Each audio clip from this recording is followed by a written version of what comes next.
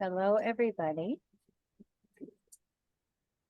Thank you for joining. We're going to just provide a few more minutes for people to hop in here. Then we'll get started.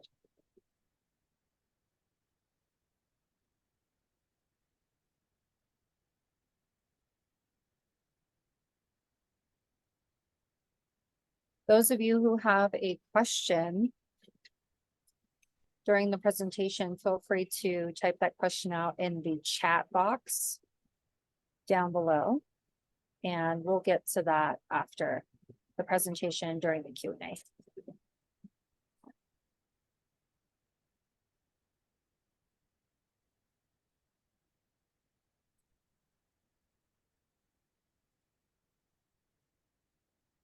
See some new names. This is exciting.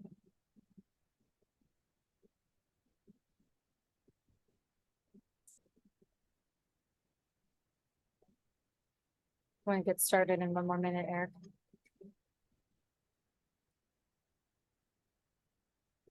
Yeah, no.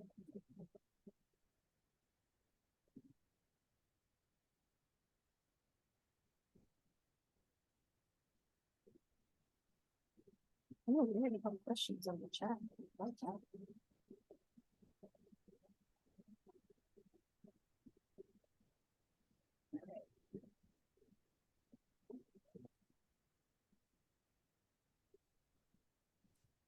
All righty, let's get started. Again, thank you everyone for joining us. I am Alicia Swami. I'm here with Erik Johnson, Keely Severson. We are the founders of Exposing Mold. Today, Erik is going to discuss Mold Bootcamp, an introduction. We really love this concept because this is what we used to live and die by. For those who are extremely hypersensitive, we definitely are avoiders. And we're hoping that you're able to bring some friends and family on the conversation today, since we will be addressing that aspect as well. As usual, our medical disclaimer. You guys can take a look at that. It's also on our website. The topics of discussion today, we're going to do an introduction, the current ecosystem of toxic mold, avoidance, it's what matters most, mold illness and hypersensitivity, immune system on overdrive, toxic mold and its detrimental effects on families, strategic mold avoidance, a strategy for longevity, common misconceptions, mold bootcamp, the introduction, roadblocks to healing, goals, and we'll go into our Q&A. All right, Erik, take it away. Okay, the first question about mold is, what if everything you thought you knew about mold is wrong?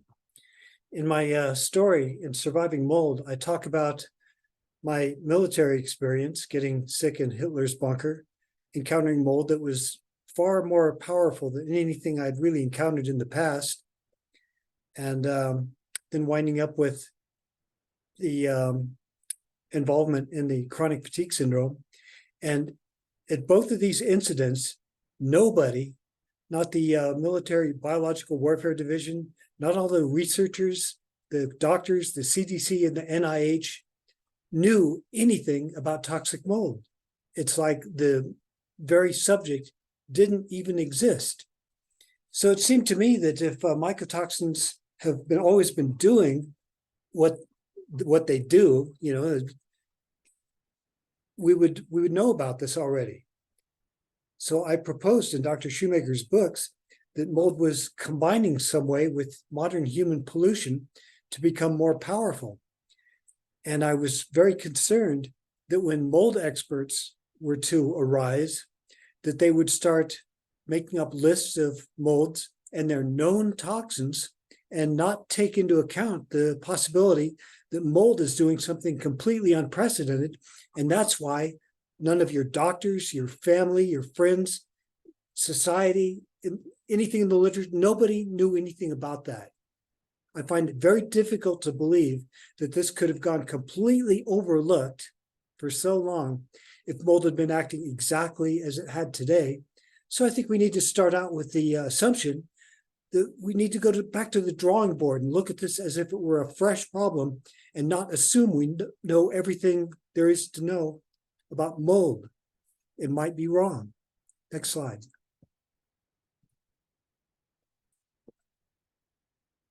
So yeah, I directly hold the experts responsible for halting progress into mold research because they're doing exactly what I was worried about. They just look at whatever mold is doing according to their literature and treat that as being the limitations of what mold is accomplishing right now. They're refusing to discuss the idea that the mold paradigm is a new entity and needs to be approached that way. And of course, they never admit that they're wrong. They don't discuss the idea that there needs to be an attempt to go back to the drawing board and find out why this is such a problem today. And they're doing that in order to stay in power, maintain the status quo, sell their products, whatever authority they've managed to accrue already. That's how they protect it, by saying, we are the mighty gods, we're the experts, and we already know everything there is to know, which is probably not quite true. So this behavior of theirs is stopping progress. They're holding the line. They've prevented our understanding, not just of the idea of mold doing something new, but they've actually held back information on some things that were discovered about normal mold toxins, such as the trichothecenes from Stachybotrys. That's conventional. That aspect of it could be factored in, but they won't even allow that by saying all molds are the same and we know everything there is to know.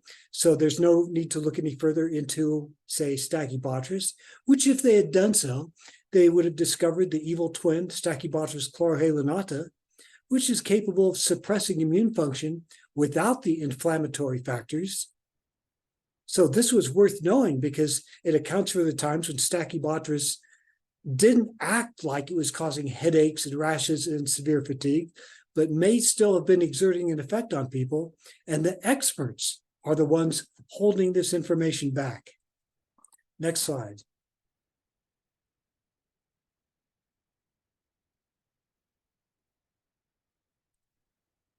Okay, so the experts do agree to a certain extent that you need to stop the exposure. They go, that's just obvious. But somehow it always seems to wind up in the fine print. They say, yes, of course it's healthy to get out of mold. It's just natural, when it's not, because people didn't used to. So they launch into a long litany of products and services that they can sell that people always want to do, instead of stopping to consider, do I really need to get out of this place? And if you look at the original chronic fatigue syndrome cluster, the Truckee teachers, don't have to look any further than that. Their efforts to stay in that environment cost them dearly because they were rewarded with chronic illness for the rest of their lives.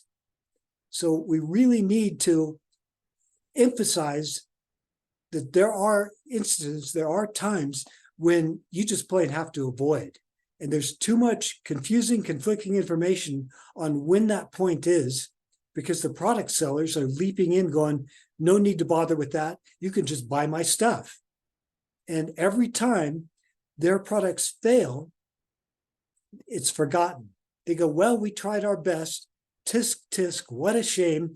They lost everything they owned, threw away all the stuff that we sold them, had to abandon the air filters, but we did our best, so we're good people. When they're not, because they're providing extremely bad information, which maybe have cost these people their health and degraded their ability to recover to the point where they will be suffering for the rest of their lives, when had they got out in time, they could have avoided all this.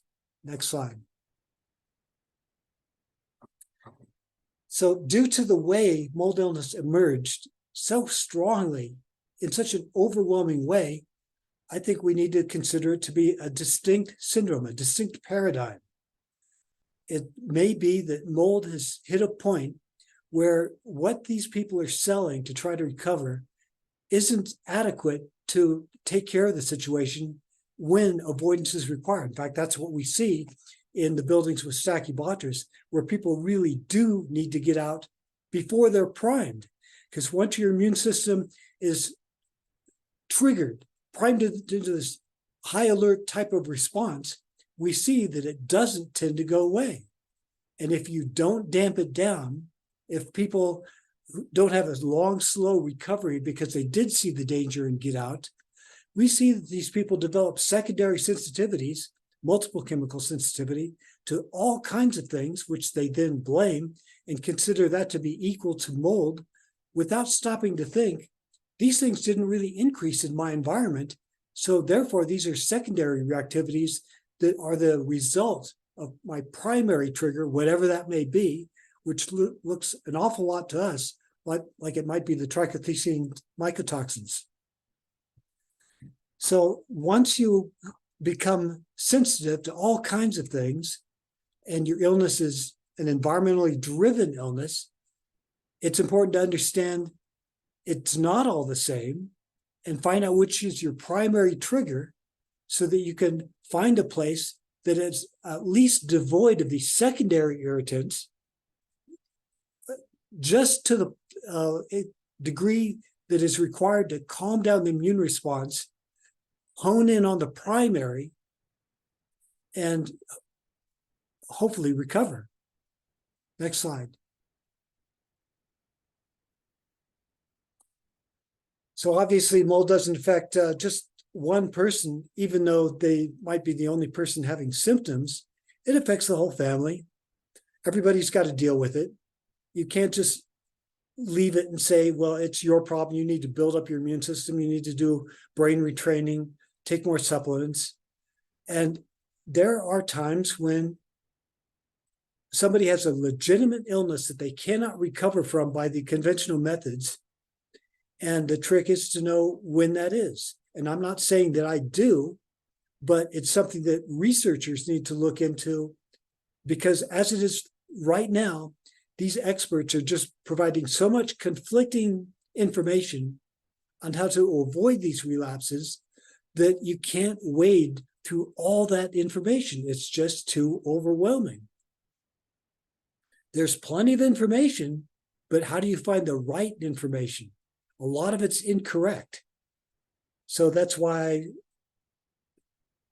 emphasize the mold hiatus, of course, because this is a way for the individual to find out without relying on doctors and their tests, which have proven themselves to be so unreliable that in many cases it's downright counterproductive.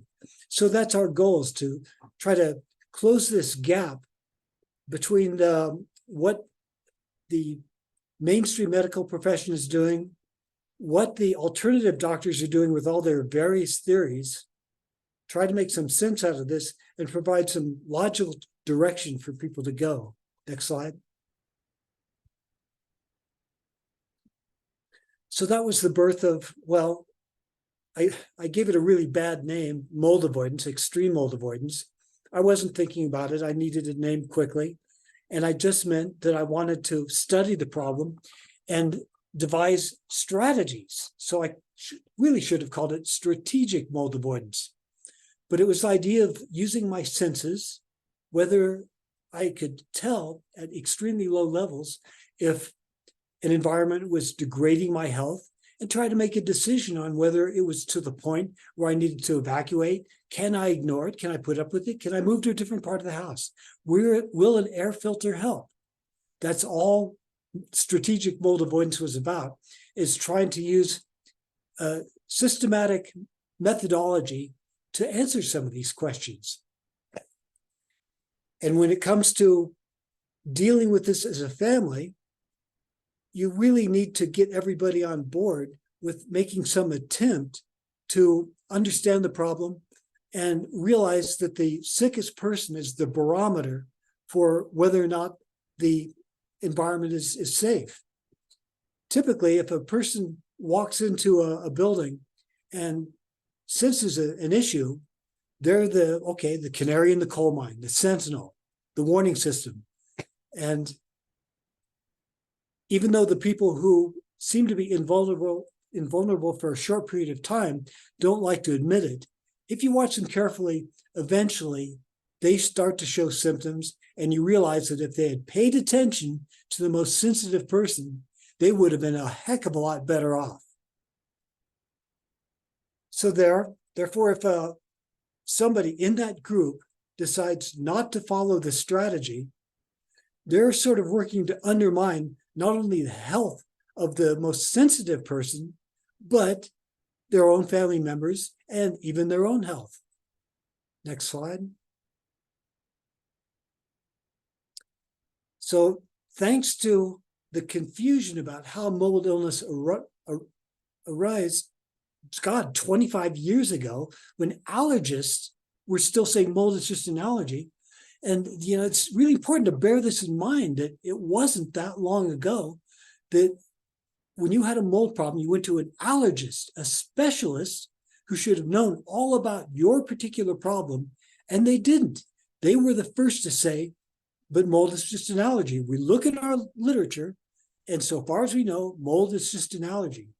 Now, if you looked outside the specialty of an allergist, there were people in the food and grain industry, there were mycologists who were aware of the existence of mold toxins, veterinarians worried about the feed for animals.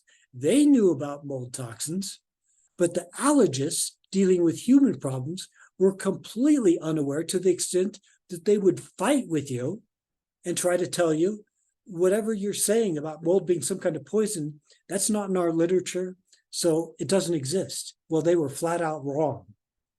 So that was a huge misconception, and we need to keep it in mind at all time just how quickly this paradigm has come upon us, that now everybody's talking about how obvious it is when it obviously wasn't. And another thing they'll tell you is that if you have a mold problem, that means you have a mold infection. There again, they weren't concerned, because they didn't know about inhalational mold toxicity. They were thinking of aspergillosis. They were thinking of, valley fever, some of the other fungal infections, cryptococcus, some of the things that really get a foothold in your body. And that's something that doctors, even the infectious disease specialists, even 25 years ago, they knew about and they could test for. So if you complained about mold acting in a different way, kind of like an allergy, but more of a poisonous fume, then they try to shift your problem into being a mold infection when it might not necessarily be. Yes, mold can grow in your body from the immune suppression of toxic mold, but even that needs to be treated as a separate problem in order to understand the specific paradigm of toxic mold inhalation. Next slide. So mold is in the Bible. People use that as proof that this was always known. Well, then how come the pastors and the people studying the Bible weren't the first ones to come forward and say, we know all about this? There are plenty of moldy churches and they knew nothing. Well, it seems that when you read about what they were doing in terms of remediation in the Bible, they were aware that it was a real pain in the butt. But at the time, it may have been that this was mostly a threat to your living environment, to your food, to your clothing, because they talk about mold and the quality of garments more than they do of pathology, of human disease issues coming from mold. And some modern translations try to say it turns into leprosy, but that's not the literal translation. Sarat just means more of a curse, a blight, a bad thing. And it could be used to refer to any really unsavory thing that happens to you, not necessarily leprosy, as in Hansen's disease, or what we think of as modern leprosy with your fingers and toes falling off. So dismissing it because it was in the Bible, that's a misconception. It's a mistake and a diversion from what we really need to focus on. So the other thing that mold experts are doing is they're telling you that you need to memorize hundreds of different molds. And since there's thousands, they just keep adding to their list every day. Well, that's not practical. That's not very workable. It doesn't provide a useful guide for you. And not even the mycologists can associate symptoms with specific molds to the degree that they need to memorize all that. So strategic mold avoidance questions the value of these ever increasing lists of things that you have to memorize. And we feel that we get more bang for the buck by prioritizing our perceptions, just strategizing what we need to do about the ones that are affecting us. And we don't need to know their names in order to do that. Next slide.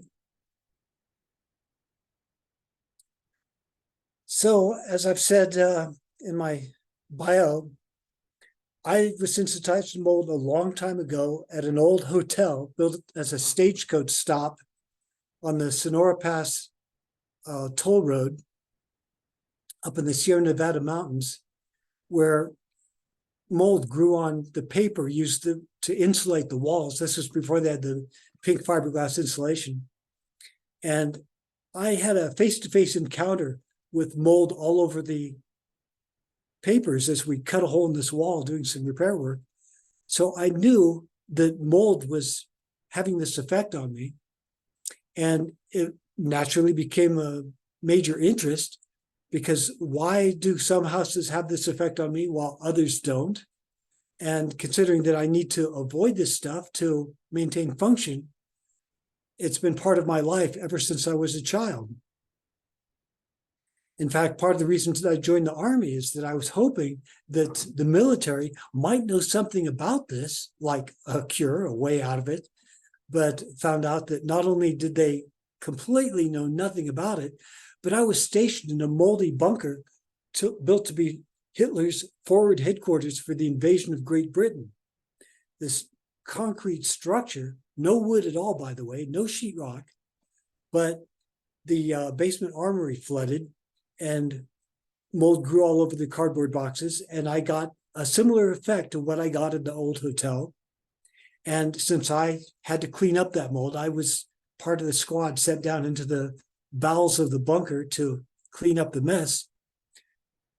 I got slammed so hard that I developed a hypersensitivity from which I've never recovered.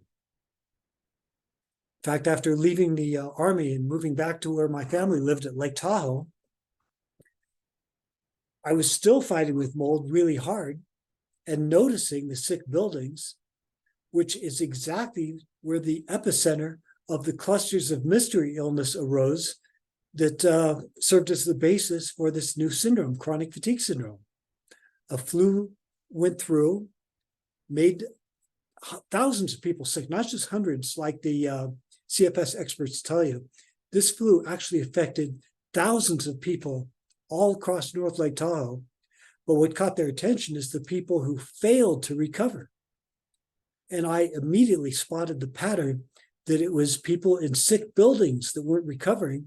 So chronic fatigue syndrome was essentially a combination illness, a two strikes illness, the virus and the toxic mold, these sick buildings working together was resulting in a chronic illness that not even the Center for Disease Control could figure out. And I kept my eye on these buildings and I watched them being remediated after the chronic fatigue syndrome research all abandoned the effort and gave up, and found when the toxic mold experts started to emerge back in the 1990s, that they tested these buildings and found Stachybotrys, the dreaded black mold, which has grown to get quite the reputation. So it seems to me that if a chronic fatigue syndrome researcher just once hears that this toxic agent was a direct factor in the creation of the syndrome, they are duty bound to respond to that because it explains the clusters. There again, to retain their authority, they've decided to suppress this, even though they know about it, they've been fully briefed. But the viral theorists want to get rid of the mold factor so they can keep the NIH funding for their viral theories. And the emerging mold experts, they're a little more difficult to make out because you think that they would benefit by being able to connect a famous syndrome with their paradigm. And yet they seem to want to retain their authority by saying that doesn't matter anymore. I'm the expert now. So anything there is to know about toxic mold, you'll hear it from me. And unfortunately, this is a suppressive effect on 30 years worth of information on the connection between mold and chronic fatigue syndrome. Next slide.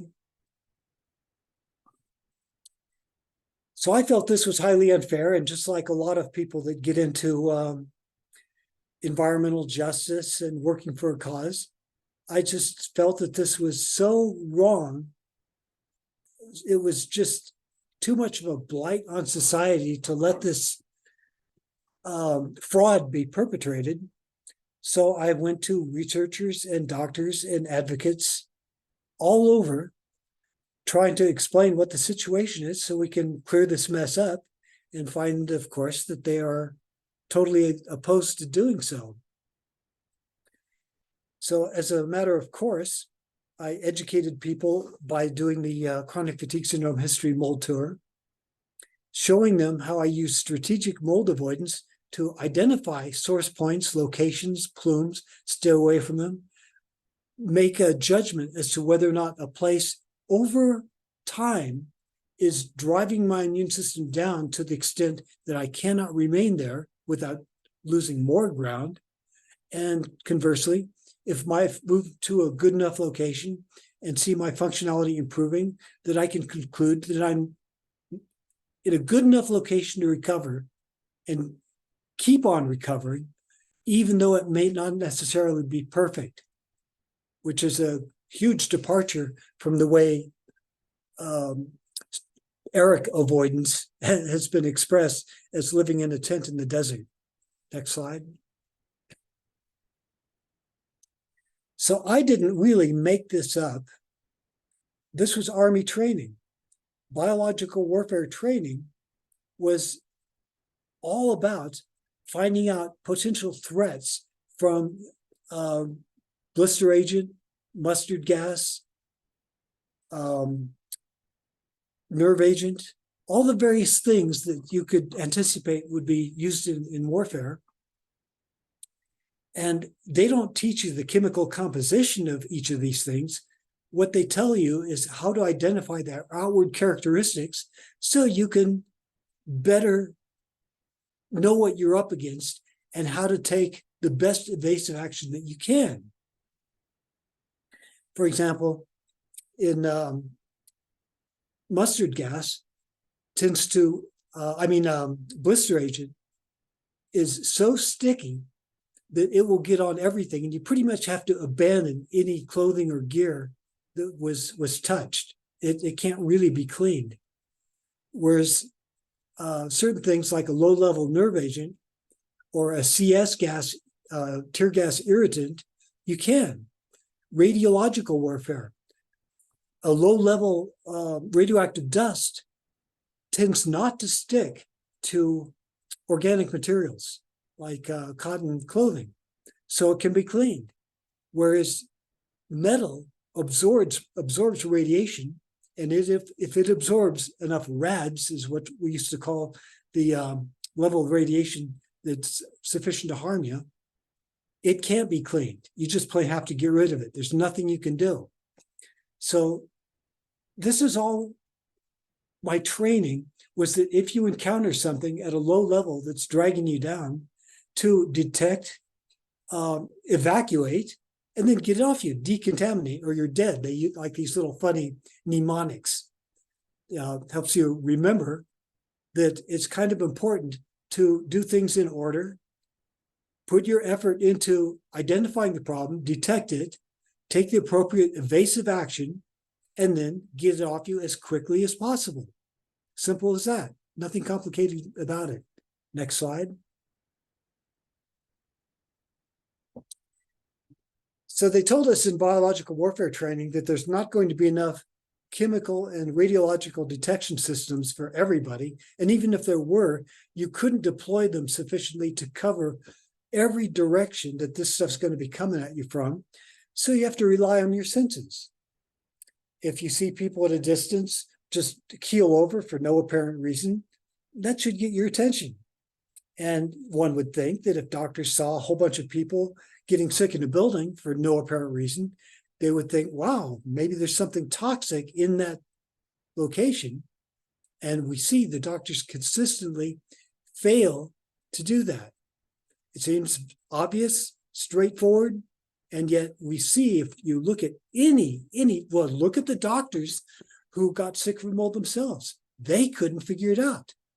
They needed to find somebody who could explain it to them, because they didn't make the connection that they were getting sick in their house, felt better when they were away. So this tells us that doctors are actually the least likely people to get reliable information on when it comes to strategic mold avoidance, because the concept is unfamiliar to them. It's not natural, and they have to be taught. And amazingly enough, they are more resistant to it than almost anybody else. A child can pick this up in minutes. A doctor, sometimes never. So explaining that there are plumes that come out of these source points from buildings that stretch across the road, they can affect you. They obviously do. Patients describe it all the time. They talk about just driving down the road and suddenly feeling sick. And a doctor goes, well, have you been under stress lately? Why don't they stop to think, well, are there other people complaining that they drove through that same exact location and felt the same thing? Have they ever asked? I've never seen it. So that's what we're doing. We're telling people that there is a gap in how doctors approach these things, and how you can make up for it just by paying attention to your own senses. Next slide. So once you've passed through a plume, the next thing to figure out is, did it contaminate you? Is it on your clothing? You can assume that it probably is, just because you felt bad for no apparent reason. So it's safest to assume that you were. But if you can sniff your clothing, you don't get an immediate reaction, maybe you've got a little window of time before it really starts to affect you. But my strategy of having a mobile environmental control unit is, if I'm even suspicious, I'm not sure if I'm feeling a little bit tired because I got hit or not, but I've got a way to find out. I can go out to my camper, take a shower, put my clothing outside, make sure it's not in there affecting me. And if I suddenly have a burst of energy, yes, it was affecting me. And repetition of these little experiments of decontaminating, knowing how these objects affect me at different locations, during times of weather change, this allows me to make predictions for what's going to happen in the future and what I can do about it. Like, if I visited the same building every time and get sick every time, it's undoubtedly a bad building. And then you can start looking for which part of the building affects you. And if it's just one corner, maybe you don't have to be scared of that entire building. If you can avoid the worst part of the building and get out and you're okay afterward, then you can still make your way around that building. And that's why I tell people that this is how you can find out if a place is safe, and you don't have to write off the whole building, the entire town, the entire state. Just because you got sick in one place a couple times doesn't mean the whole place is bad.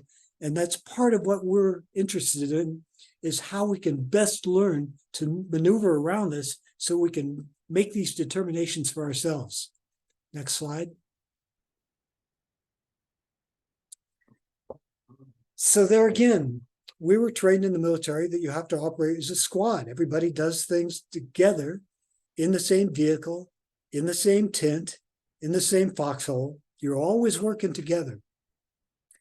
And they knew that not everybody's going to assimilate this information exactly the same way. That would be nice, but that's not reality. So everybody has to look out for each other. If you see somebody enter the tent, which is supposed to be a safe zone, a place where you can sleep, where you left your contaminated gear outside, and they walk in with all their stuff, and you know that you were in a bad zone and so were they, and they're still wearing all their stuff, you get them out of there and get them to the showers. You make sure their TA-50, their web gear, their weapon, everything stays outside. Somehow, maybe they forgot, maybe they're just being lazy, but for whatever reason, they're not working together like a squad.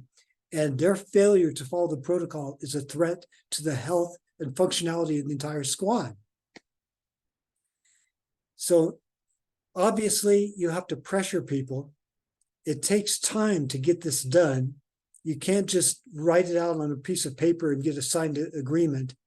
It just takes educating them that in order for us all to get through this as best we can, we all need to work together. Now, we know that there's mold rage. When people are exposed, they're not thinking clearly. They can go quite insane, as a matter of fact.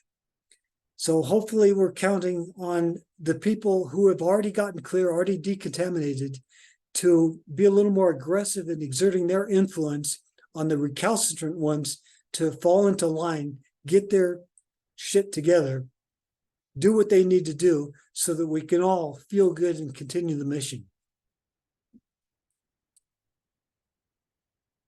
So let's head on with and it is similar to being a drill sergeant, where you kind of have to step up, take the lead role, knock everybody into line, pressure them, let them know that their behavior is unacceptable, and it behooves them to care about the family unit or the employee unit or whatever group of people that you happen to be with.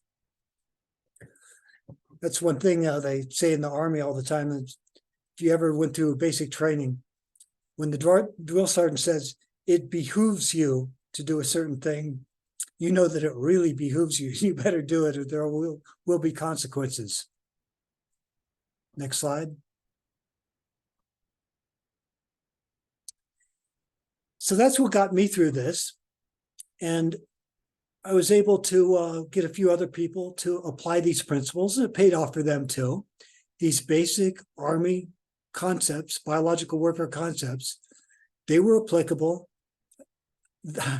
And as I look over on the big picture here of all the people suffering from mold, I see that it could help them too.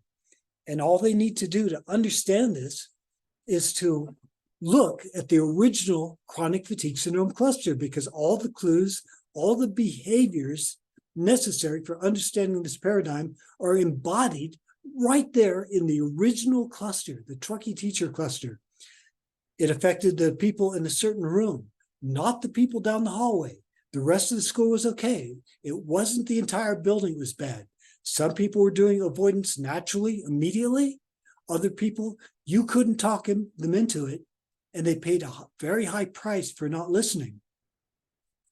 And there again, you can also learn about the behavior of doctors, because rather than learn from those of us who got out of there and recovered, they focused only on the sick people to the extent that they became blind to all else and failed to see even the story of one teacher who succumbed to illness in that room, said, "This place feels like crap. I'm out of here." Went out and sat in his camper, realized that wasn't far enough away because the school itself threw out a bit of a plume. So he had to drive away from the school before he felt relief. Now, you know, the researchers must have attached enough importance to that to put it down in their abstracts. So they should have seen at that point. This tells us exactly what happened. There was a threshold event. These people in this room didn't get out in time. That one teacher did. Now, if you understand strategic mold avoidance, you can capitalize on that. And you can sense when you're going downhill, you know to get out of there. And if you see people in the same situation in a sick building, you could go to them and go, "This is a bad area. I see how you're losing ground. You are in serious danger of winding up just like the people who can't recover." So the mold tour, I called it the Chronic Fatigue Syndrome History Mold Tour, because if you had a chronic fatigue syndrome diagnosis, this really brought it home to people how much you could learn just from this one incident. You could learn it by looking at others, Dr. Bell's Lindenville outbreak or the Yarrington outbreak, the one down in Elk Grove near Sacramento. All these incidents were repetitions of what happened at Truckee High School, And yet doctors still fail to learn from that and tell people about it. So part of our mission here is not just helping individuals, it's trying to get more support for pressuring doctors to explain what's going on here, and for doctors themselves to learn the deficiencies in their approaches. Next slide.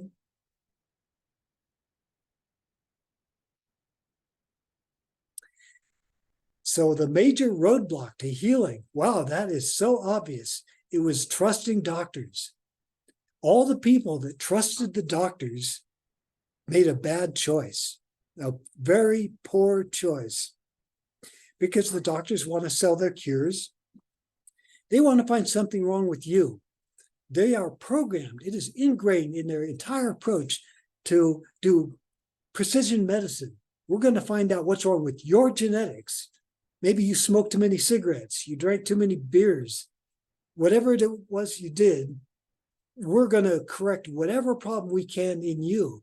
And doctor, wait a minute, we were all healthy. We got sick in the same place at the same time.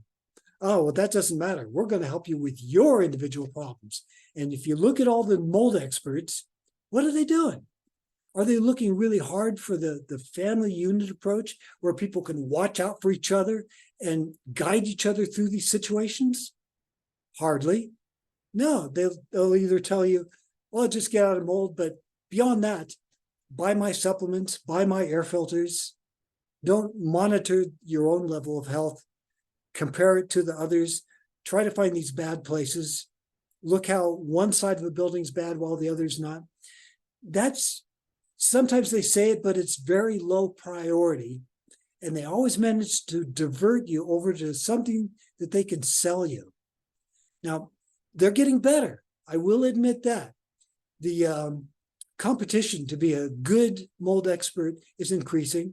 So some of them are, they up their game, and that's good. But at the same time, are they increasing it to the point where they could look at the clusters of chronic fatigue syndrome and go, aha, I know what that is and I will tell the world? So far, no, they have not done this. So looking for an intellectual academic solution from the doctors means that you're looking at the people least capable, least fit to guide you through this experience. They're the ones that had to be beat over the head before they even got it themselves. So they don't really understand what a mold hypersensitive person is dealing with, and therefore they're not conveying it to patients or their colleagues. Next slide.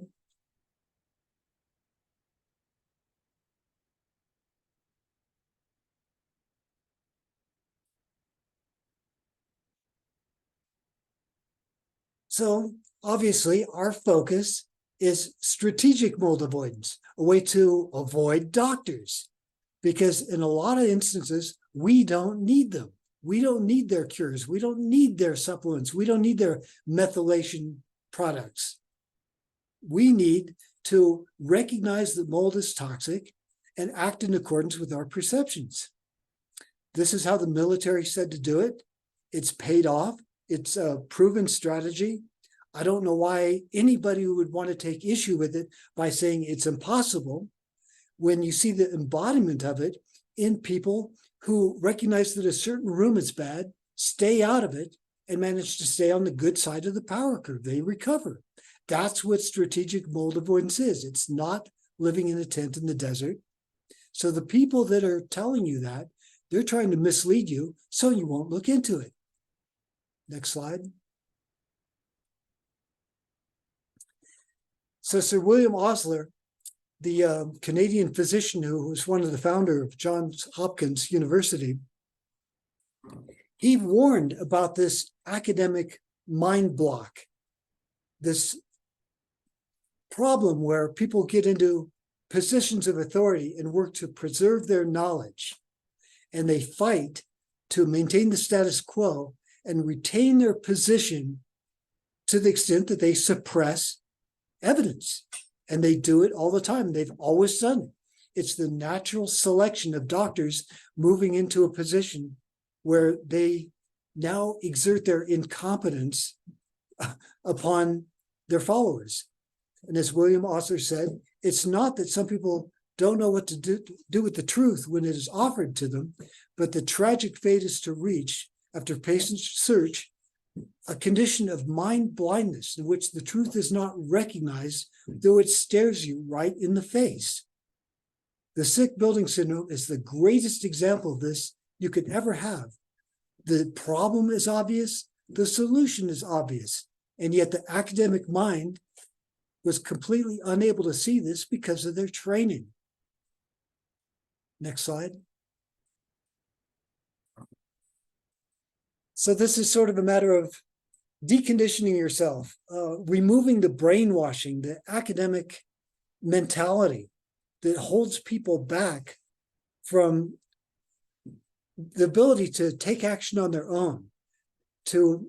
They've got to recognize, to understanding that the mold experts, even the newbies, the ones that are supposedly better, are still holding the line on certain critical aspects of information that prevents progress, such as what I referred to in the beginning about the idea that this is actually a new paradigm. They're holding back on that. They are giving you longer and longer lists of things that you need to avoid on the basis that this is what this mold, this toxin, this mycotoxin, this mold, this is what it does. So therefore, we already understand everything there is to know. They are completely blocking the ability of people to see how quickly this has come upon us and how their foundation for what they think is happening with water leaks or tighter buildings since the 1970s, bad construction, more water leaks leading to more mold and climate change might not actually be what's happening, because it seems more likely to me that some kind of synergism with modern human pollution, maybe pesticides, maybe flame retardant, has potentiated the mold in such a way that it is now acting beyond anything that our grandparents ever saw. So like the military, we recommend that you act like you would if you'd gone through biological warfare training. Make the effort to use your senses to detect, evacuate, decontaminate in time before you get the cytokine response, the runaway cascade, the imprints that drives this damage into the immune system, and possibly you can recover, whereas people around you would not. Next slide. And of course, the alternatives that the experts are selling you, they derail you from focusing on the very thing you need to do to take effective action. The brain retraining is telling you to ignore your senses, that when you feel a vague, subtle sensation that isn't right, they are telling you that it's the manifestation of an engrammatic programming in your limbic system, the memory of something that is no longer there. Well, maybe it is there. It would behoove you to find out. And that's what strategic mold avoidance is about, is getting outside, decontaminating. And if your depression suddenly clears up, guess what? It wasn't in your limbic system. It was real. And you better treat it as being real, or you're going to suffer for it. All these things, these antifungals, if you don't have an infection, the binders, when detoxing is something the body will do naturally if you let it, the air purifiers that keep you in a bad situation longer, when maybe you'd be better if you're better off if you'd got out early. These are all, we consider them diversions, things that hold the mold avoider back from being proactive about their condition and taking effective, timely action to head off problems before they even get going. So people that spend too much time on all the phony cures, these are the ones that we watch, and you can see before our eyes, these people are in a world of hurt. They crash and burn all the time, and you see it as they come back to groups and talk about their problems. Next slide.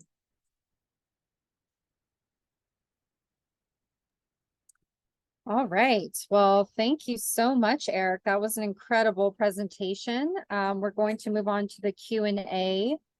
So if you have any questions, please drop it in the chat and we'll get to it right away. Those of you that have attended, so this was a free webinar, we'd love to give you the opportunity to support us by making a donation. We have different fundraisers on our website, exposingmold.org. Or you can choose to sponsor our podcast. Feel free to send us an email at info@exposingmold.org. And there's different ways to donate. You can do it a one time, or you can also choose to become a recurring monthly donor. All right. Yeah, I remember in biological warfare training, it's like, well, what do we do if somebody is stubborn and they don't want to fall into line with the decontamination protocols? And well, I hate to say it, that you take your rifle and you knock their ass out. Yeah, I remember that story. It's like, how do you translate that to the real world? Yeah. You know? Like, how do you translate that to your family? You obviously can't knock out your husband, but it's like you have to think of ways to get them out or get them in a better place so that way they can at least become level-headed again. Well, if you've got a decontamination facility set up and you've got a stubborn person, that if you can convince them, just go take a shower, tell me how you feel. Over time, they'll go, that really did pay off. Maybe I will do this more often. Yeah, it's crazy how just the simple act of paying attention to your body, it's like, it's not something that we do often and it feels really foreign. And so it's like like you said, like deconditioning yourself to become this person that does this naturally. And it takes a long time and it feels awkward at first, but once you get into the flow, it's like, okay, wow, I feel like I have a sense of control now over my health, and it's not just things happening to me and I'm not just constantly on the run.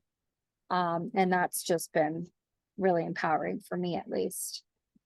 Elaine has asked, how can I send this to James? We are going to put this recording up. So since you remember, Elaine, you're going to have unlimited access to this and you can go ahead and send it to him. Okay. Those of you who are not members, you can go ahead and purchase it in the exposingmold.org/shop section of our website. And it'll be up there. Keely says, we can get you the recording. Okay. Thank you, Keely, for manning the chat. She's going It's camping, awesome. so happy camping. Yeah. How to send the link. Got it. Okay. Keely says, no, they just try to take over as the new expert. I'm not really sure what she was referring to there. Probably somewhere in the conversation. Yeah, the junior newbie mold experts, they're all clawing for power and position. And they do this by touting their knowledge, their experience, their products. And unfortunately, they're holding back progress just the same way the doctors and the mold expert, the mycologists were in the past, because they're drawing attention to their own expertise without saying things like, why is it that our grandparents never suffered from this? How is it possible that in World War II, with all the ships, all the encampments, they never got closed down to mold infestations? They didn't have people crawling out saying, I can't function because something in there is killing me. You think they wouldn't have noticed that? I'm convinced that this is a new paradigm, and the newbie mold experts are now in the lead as the people who are holding back progress on finding out if this is actually the case. Yeah, because I think everyone's coming from a standpoint that they know it all instead of, maybe there's something to this that I don't know, and maybe I should join the organizations or maybe put together some advocacy and like research or do all these other things. It's just seems to be that I know it all, talk to me, don't talk to anyone else, and be done with it. So it's interesting times, I guess. Ella says, will I be able to share this video with my family because they don't believe me when I tell them this? Yes. As I said, if you're a group member, you will have unlimited access. If you're not, you can go ahead and purchase it in our shop. Keely says, and this is a direct message. Keely, I'm going to out you a little bit here. She says, this is so good. I'm captivated. Erik is so good when he's speaking from the heart like this. Hopefully that brought a little smile to you, Erik. Elizabeth said, makes so much sense. Keely says, yes. Lisa says, my marriage ended over this. I couldn't convince and they could not understand my illness. Lisa, I am so sorry that you went through this. It's extremely hard on relationships. Many people have parted ways because of how crazy the situation is, and how much commitment it also takes as a And I family do unit blame, to get through this. I do blame the doctors for that, because if they had worked together, if they had acted like researchers are supposed to, this could have gone mainstream over 30 years ago. Oh, yeah, it's terrible. You've been doing this for so long, Erik, and it's like people are still trying to fight with each other for power instead of working together to move forward. Lisa says, I had mold in my classroom as well. Terrible season of life left. Then it was in my home. Ugh, that sucks. I do know another person that had that same issue with it being in their work and also at home. Ella, I was exposed in every school, workplace, home I was in all my life. This is definitely a common situation for a lot of people. A lot of people believe that they've been exposed since they were very young in different situations. I definitely can empathize, and also I have experienced myself. Ella, wish I knew about this way earlier. Wish my parents knew about this so they wouldn't have bought and stayed in moldy homes. Wish doctors knew. It reminds me of the podcast episode that we had with Nicole. I forgot which episode it was, maybe 128. And she talks about the generational issues that her family suffered and how her great-grandmother, even though the great-grandmother, her great-grandfather was a doctor, he didn't understand. And then she saw her grandmother go through it, and then her mom, and then she was the one that was able to find out what was going on. So maybe there is some good to this. People are having the knowledge now and understanding that this is the root cause for a lot of their issues. Well, you know, I was hypersensitized back in the 1960s, but so I knew that this did exist. I mean, it was my problem. So I looked for other people, but back then it was so rare. It was hard to find anybody that was like me. And it was easy to get around the source points and mold plumes. The numbers of sick buildings were so much fewer than they are today. So it's the fact that I was so acutely aware of this for so long that really scared me into undertaking this project, because it's taken off like a rocket. Everybody's got a mold story now. Look how many doctors are sick. Lisa says, my naturopathic doctor is the one who figured out my illness, the only one who didn't think I was crazy. I'm glad you figured it out. NG Fam says, that's a revolutionary statement. They only look for what is wrong with you. No consideration that maybe it's something outside your body that is wrong and your body is responding appropriately. I know you want to say something after that, Erik. Revolutionary. Yeah. Yeah, it's if you look at any science fiction movie about the future, they predict a world of pollution where it's just normal that certain places are going to be so toxic that they're deadly. Well, what happens in real life? What if what we're seeing now is not an abnormal response of the body? It's the normal response of what a healthy adult would have happen to them in an increasingly abnormal environment. That is so good. Angela says, doctors on TV are portrayed as looking for the cause of illness and leaving no stone unturned. However, in reality, most doctors are glorified pill pushers who treat the symptoms only and make no effort to find the root cause of their patient's illness. I definitely agree. And you can do a simple Google search and see the increase in violence against doctors happening nationwide. I think people are getting of course, we don't advocate for that, but you're starting to see an inflection point. I think a lot of patients are getting really tired of the way doctors aren't really behaving as doctors should be. Who were doctors before? I'm curious of that, Erik. Do you have any ideas of, were doctors like these curious scientists that wanted to figure things out? Were they once the doctors on TV? Yes. Yeah, you've got to ask your grandparents about that. You'll be amazed. Doctors were a completely different breed. I mean, this is back in the days when they still did house calls. And doctors were sincere and they listened to you and they worked really hard on figuring out your problems. And it was really within, the last 50 or 60 years that something about doctors completely changed. They became so reliant on their tests that the art and skill that it used to require, the creativity of being a doctor, left the equation, and the entire industry selected in people who could simply recite facts and figures, but had no imagination at all. Thank you for that, Erik. Keely says, thank you, Erik. That was riveting. Elizabeth says, that was excellent. Elaine says, thank you. Ella says, how do you decon? What shampoo and soap do you use for your body? How do I decon my clothes, shoes, and bags? Well, I found that since I had to take so many showers per day, at one point I was taking like 8 showers, even more if the conditions I was in were really bad. So I'm taking all these showers. So I thought probably the soap doesn't really matter all that much. So I would use just the mildest soap, because I'm going to be washing so much, that just barely enough to cut a little bit of grease, just to try to rinse off.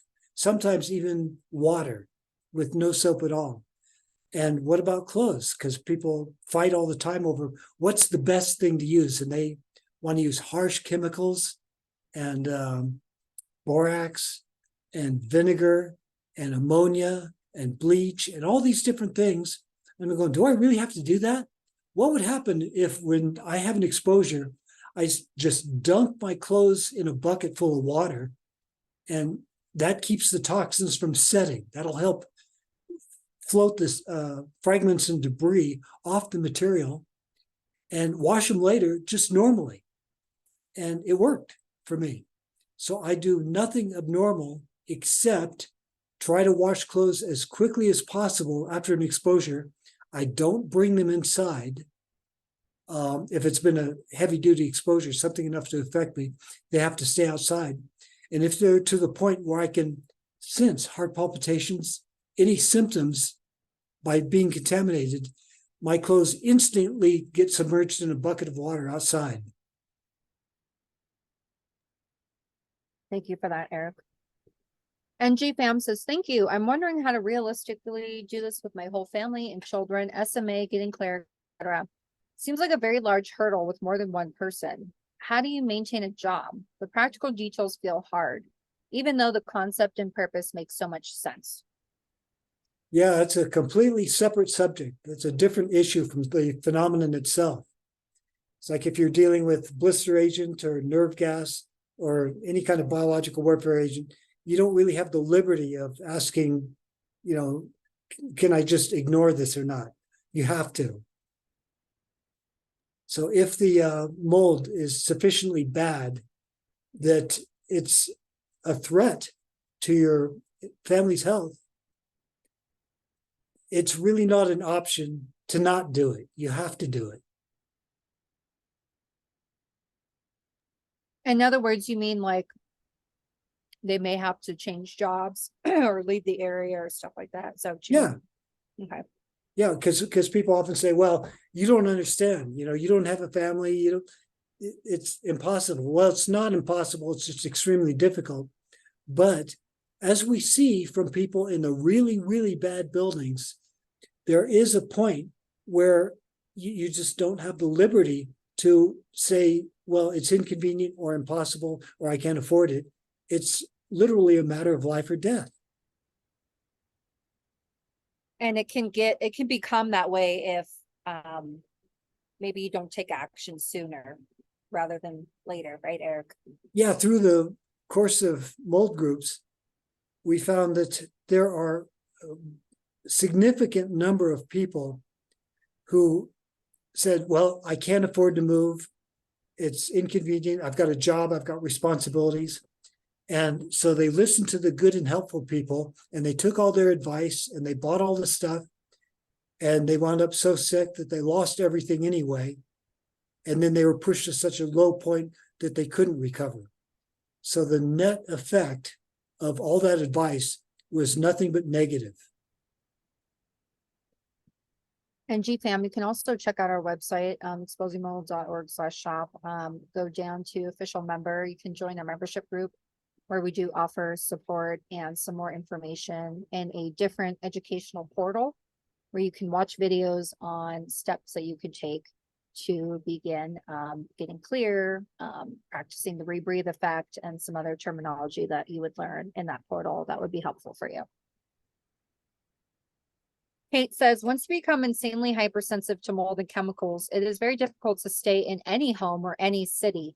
I have tried. If your immune system is primed so high as mine is post-COVID, I imagine you have to go to the beach and camp. Is that correct, Erik?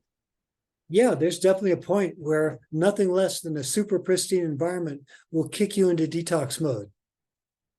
There again, that was obvious in the original chronic fatigue syndrome cluster, where some people moved out of the bad zones or stayed out of the bad building and they recovered. And others of us, we were unfortunate enough to have a high enough exposure, be driven into hypersensitivity, where nothing less than spending time in a really, really good environment like the desert kicked us into recovery mode. Awesome. Ella, are there any social services that help people get resources to do this right? I'm running out of money moving places because it becomes bad. Not that they don't even believe it. Yeah, from what I know, the current groups that do recognize mold illness, like Change the Air, Malachi's Message, they're not funding, we're not also funding strategic mold avoidance. So I don't know, what would you say to her, Erik? Maybe learn the strategy as soon as she can so she doesn't have to keep wasting money on moving place to place. Yeah, you do the best you can with what you've got. You try to maximize your opportunities, spend as much time outside, find the least toxic areas to spend more time in. Go outside every time there's some wind and be upwind of your place. Get the wind in your face so that you get some fresh air. Just maximize your opportunities as best you can and look for a means to move yourself into a better situation. Awesome. Lisa asks, I'm now sleeping outside every night. I live by the ocean. It has been impossible for me to find a dwelling the past 5 years that I do not react to. I have given up trying to find a place. Is there any out there, or is it just me? I think you can look in the mold groups and see stories of people who have become so hypersensitive that they can't find any building to live in. And so the question is that because all buildings are bad, or it's because they're just driven to that point, such a low point in the power curve? And if so, is it possible that if they spend some time in a really good location, they could move themselves up, at least to the point of finding more buildings they could tolerate? And that has definitely been my experience. I'm now so high on the power curve that I can go almost anywhere. All the places that used to scare me to death, I go there freely now. If they're really acting up, if they're bad, I still have to decontaminate, but I'm not in terror like I used to be. And I've got so many options available that I know that if I had done this correctly years ago, I wouldn't have to build myself a custom trailer to have pulled this off. I think I could have done it in a normal RV, but building my own mold-free mobile environmental control unit was a test bed. It was a way I could do experiments. So that was useful. And for somebody who really wants to go hardcore on this, that is the ultimate way to go, because you can do these experiments for yourself. You're not relying on doctors. You're finding out for yourself just what you can accomplish by the avoidance skills that you've learned. And I think that if I were stuck in a house with no money, I'd try to make friends that I could impose on. I would spend as much time outside as possible, and I would try as hard as I could to get a stripped out van to use as a means to get myself up the power curve to open up more options for myself. Thank you for that, Erik. MBA 285 says, my question is about cross-contamination. I moved into a new apartment, which immediately flooded. I bought all new items for that apartment. Pardon me. Do I assume that those items are also contaminated? I will move again at some point. Can I bring very few expensive items from the mold house to the new apartment until I can move to another apartment and buy all new again? I found that the primary contaminant stuck to things so strongly that if I moved it into another place and I felt terrible, if I took everything back out, the place became okay again. And that has always been the case for me. Even though a place might feel really intolerable, if I can locate what I brought in that turned it bad and get it back out, it's always gone back to normal. Very good advice. Thank you. Elizabeth says, I agree with Keely's comment about Erik speaking from the heart. Very clear, easy to understand, and compelling. Thanks, Elizabeth. Rachel says, how do you convince a healthy father or husband that they need to commit to a decon plan?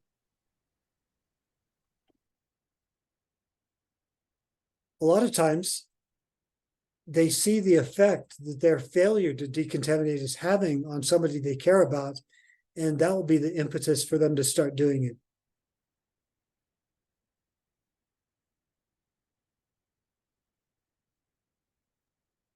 It's sort of hard to like convince people, right, Erik?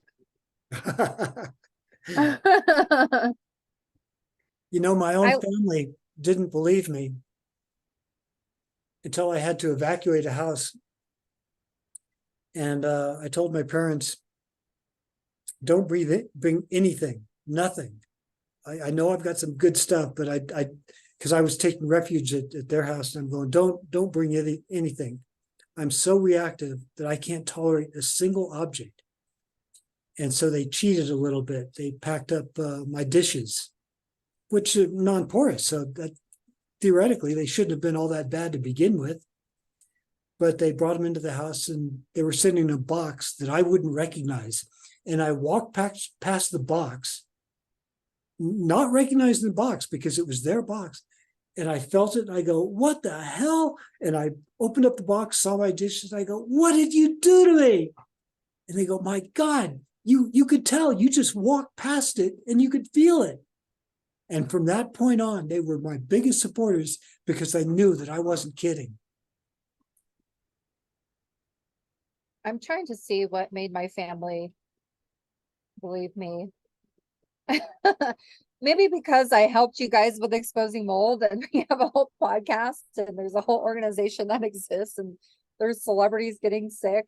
I think it just took a lot of that to build up for my family to like realize what's wrong. And also sort of what Erik said, just see me experience it live, where I've had to leave, or my heart is racing, or I feel like I'm gonna pass out, and as soon as I leave, I'm better. And so it took a lot of moments like that for them to really come around and understand and be supportive. I feel like they're supportive in a way, but they really don't understand. And I don't feel like anyone will ever really understand this unless they're actually going through it. Ella says, Erik, Keely, and Alicia, are you still hypersensitized? Absolutely. I am, Keely is, and Erik is. Erik is a lot higher on the power curve, though. Yeah, one thing to take into account is there's a difference between reactivity and sensitivity, because reactivity is how bad it hurts you, and sensitivity is how acutely you can discern it. So as you move up the power curve, you'll find that you can feel it more, but it affects you less. So your sensitivity goes up, but your reactivity goes down. I would definitely say that I'm getting to that point where it doesn't take me down as hard as it used to when I was first extremely exposed.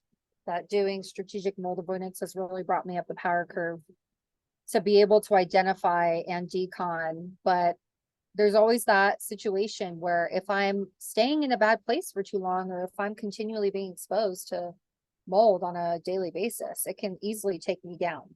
Is that the same for you, Erik, you think? Absolutely. Mm-hmm.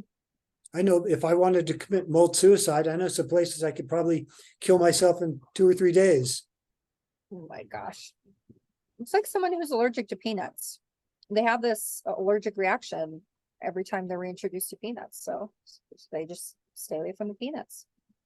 It's interesting that people will believe in hypersensitivity or hyperreactivity to peanuts, but so far they won't believe it about mold. Yeah. It's really interesting. Oh, until they have their own mold story. Then they're a believer.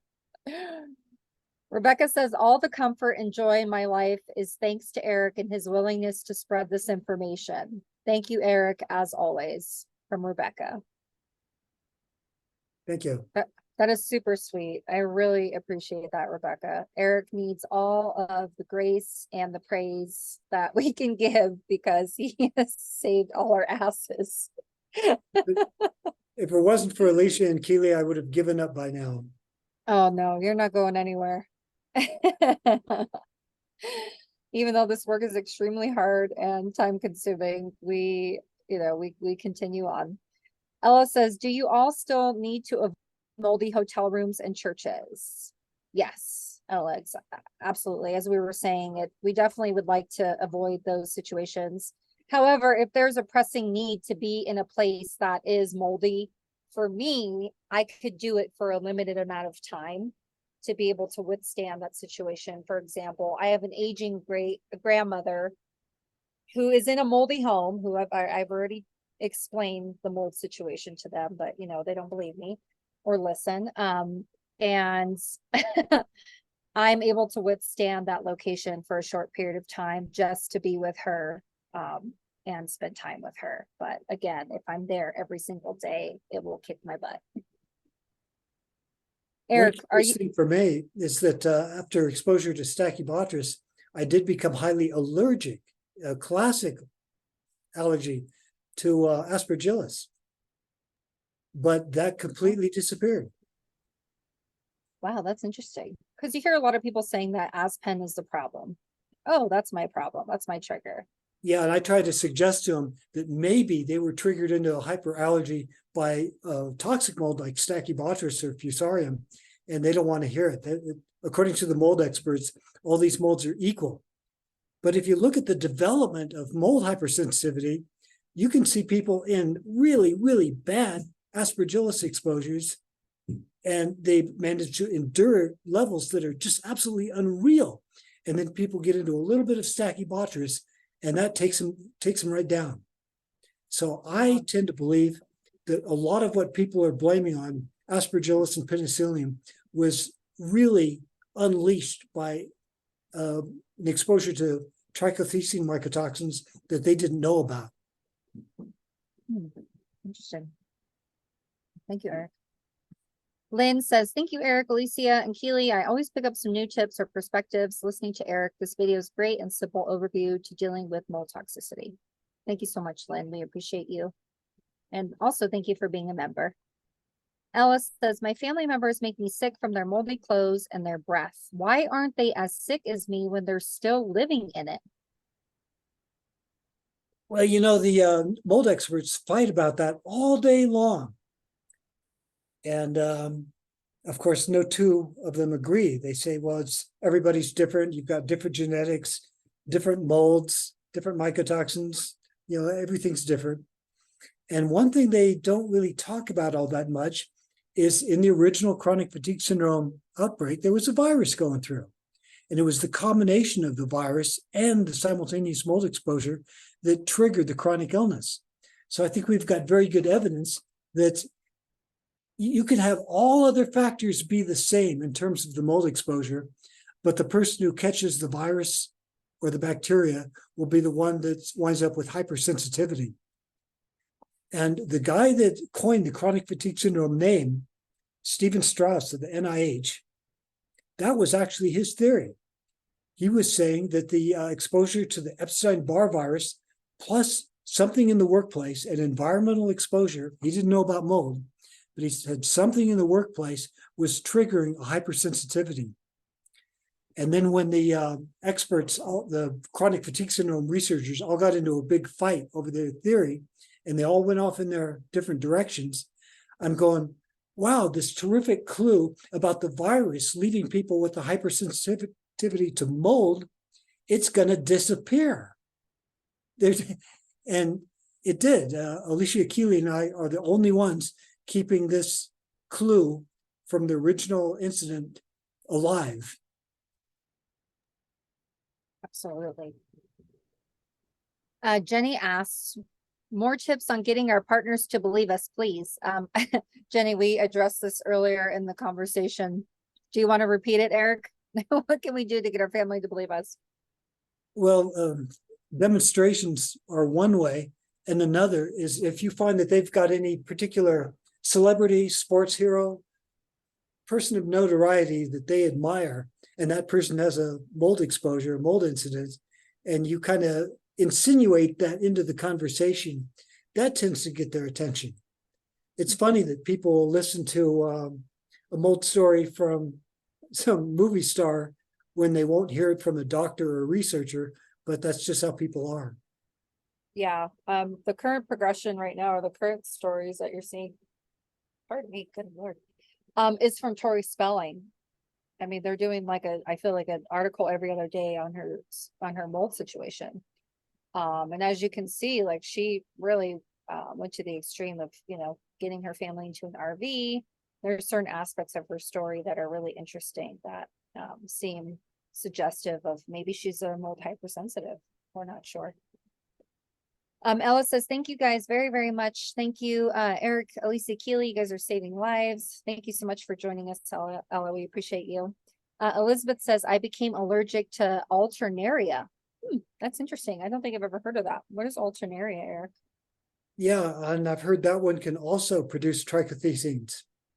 And mold produces differential mycotoxins at different times according to what they're exposed to, what the substrate is, how much water they get.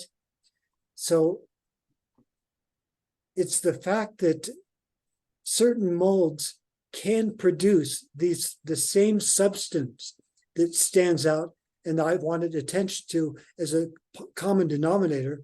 And the easiest way to get there is to point at the worst offender, which is Stachybotrys. So I wasn't ruling out trichothecene exposure from Chaetomium, Alternaria, Fusarium, or the others. It was just that when you're looking for to solve a mystery, you look at the most egregious clues, the ones that really stand out. Elizabeth said, oh, wow, I didn't know that Alternaria produces trichothecenes. I didn't either, so that's pretty cool. Ella says, are actinomycetes a problem I need to consider because that's something new the docs are talking about now? Well, as always, the experts are in major disagreement about this. We've interviewed a bunch of mold experts who think that's total hogwash.